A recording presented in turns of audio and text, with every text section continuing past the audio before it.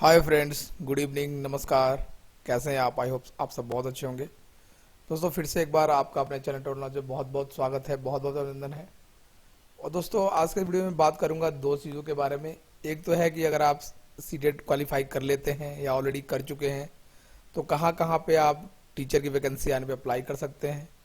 दूसरी बात है, जो सोशल मीडिया पे, यूट्यूब पे, फेसबुक पे और व्हाट्सएप पे जो एक अफवाह चल रहा है कि आप 60 नंबर पा लेंगे, 40 नंबर पा लेंगे तो क्या आप जो है क्वालिफाई कर जाएंगे। तो ये दो चीज़ों के बारे में बात करेंगे हम, ठीक है।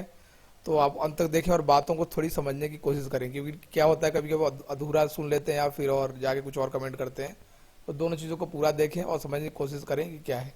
तो पहले हम देखेंगे कि अगर हम सीटेट क्वालिफाई कर लेते हैं तो कहाँ कहाँ अप्लाई करते हैं। तो पहले हम देख लेते हैं एक चीज़, नीचे जो है ये मैंने जो कॉपी किया है, ये किया है मैंने सीटेट की साइट से।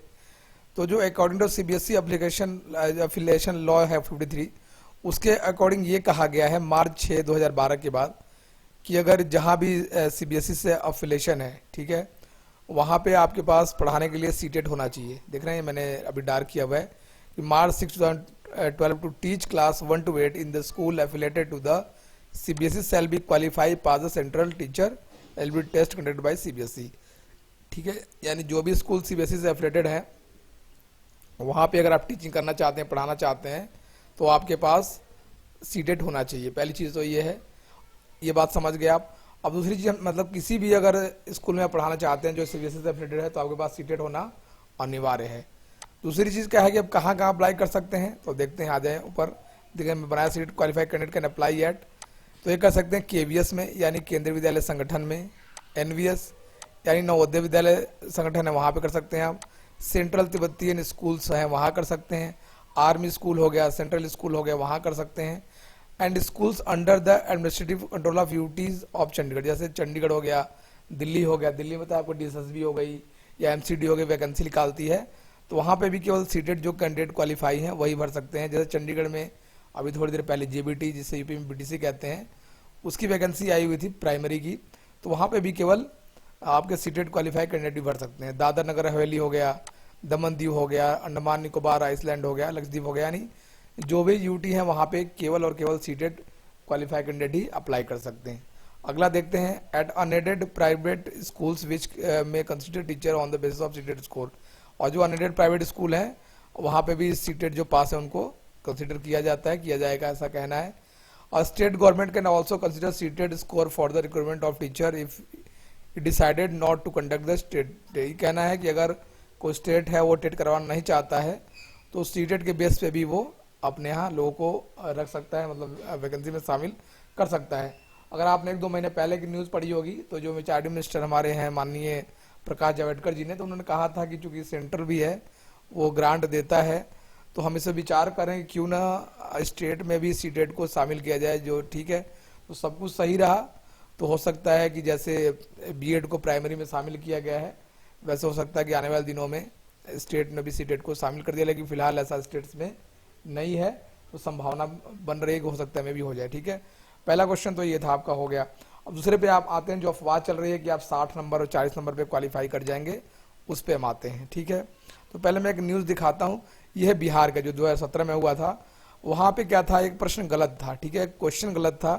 तो वहाँ पे कहा गया कि सभी जो अभ्यर्थी हैं, जो कैंडिडेट हैं, उनको एक एक अंक दे दिया जाएगा, क्योंकि वहाँ पे प्रश्न गलत था। बात आप ध्यान से सुनेंगे, यहाँ पे क्या था, प्रश्न गलत था, सभी अभ्यर्थियों को एक एक अंक दे दिया गया।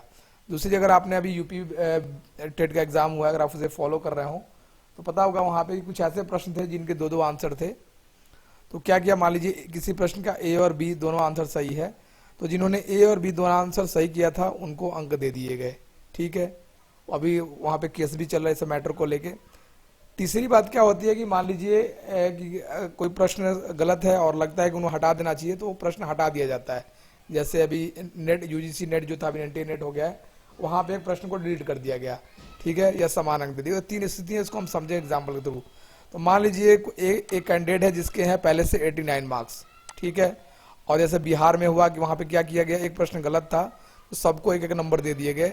तो ये एक कैंडिडेट जिसने 89 मार्क्स पाए थे, और अगर क्वेश्चन पेपर में एक अंक गलत है, सॉरी एक क्वेश्चन गलत था, तो वहाँ पे क्या करेंगे, 1 नंबर मिल जाएगा, तो इसके जो हो जाएंगे वो 90 नंबर हो जाएंगे, और ये क्या कर पाएगा, ये क्वालिफाई कर जाएगा। पहले से तो ये बनती है। अब देखते हैं समान स्थिति में क्या है कि आपको पता है कि अगर जनरल कैंडिडेट है आप, तो 150 क्वेश्चन है, उसका 60% लाना है, यानी आपके 90 नंबर लाने हैं, ठीक है।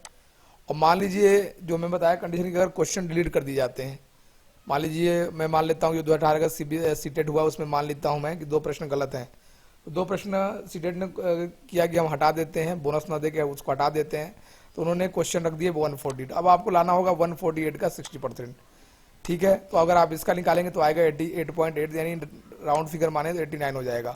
तो आपको जनरल कैटेगरी में है तो आपको 89 नंबर लाने पड़ेंगे। तो जो ये बात कह रहा है कि 60 नंबर से आप पास हो जाएंगे, 40 नंबर पे पास हो जाएंगे, तो ऐसे चीज़ों से आप बचे रहें, ठीक है, आप उनसे दूर रहें। वैसे कुछ होता नहीं और आज तक हुआ नहीं है कभी। तो ये 3 कंडीशन बनती है। अगर कोई प्रश्न गलत है तो उस पर आपको कॉमन अंक मिल सकता है, जिसकी बोनस की बात हो रही है।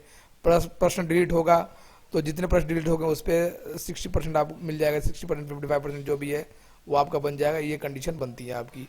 दोस्तों ये था वीडियो, और ऐसे में अपडेट देता रहूँगा। और जहाँ तक रिजल्ट आंसर की बात है, तो लगातार न्यूज़ में आ रहा है कि नेक्स्ट वीक तक आपकी आंसर की आ सकती है। तो ऐसे अपडेट के लिए हमारे साथ बने रहें। अगर वीडियो आपको यूज़फुल लगा हो तो लाइक अवश्य करें, और नए तो सब्सक्राइब अवश्य कर लें। अंदर देखने का बहुत बहुत